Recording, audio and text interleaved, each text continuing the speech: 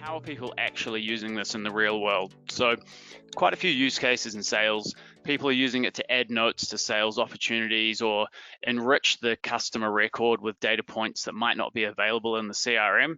So that's really useful for a short-term requirement, like what's the customer's response to a certain promotion. Might be something that we don't actually want to go and make a permanent edit to the CRM system, but we can capture that information using the Writeback extension and sort of hold it off on the side, maybe in the short to medium term, and then remove it when it's no longer relevant.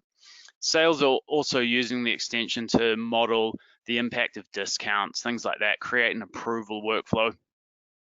In operations, we're seeing production line managers on the factory floor. They're using it to do things like record fallout and issues on the production line. Quite a few use cases in finance. It's a great way to capture variance commentary. We've got finance teams that are pushing out OPEX transactions to managers and asking for explanations or narratives on certain invoices or certain expenses. And there's quite a few use cases on the IT side as well. So I think almost every Qlik environment I've been involved with has used Excel files in some capacity. It might just be for mapping or reference tables to help clean up and feed the Qlik environment.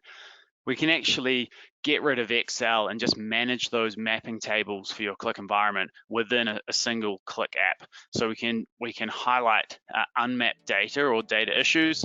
We can enter in our edits or what the mappings should be, and actually manage that all from within a Qlik app.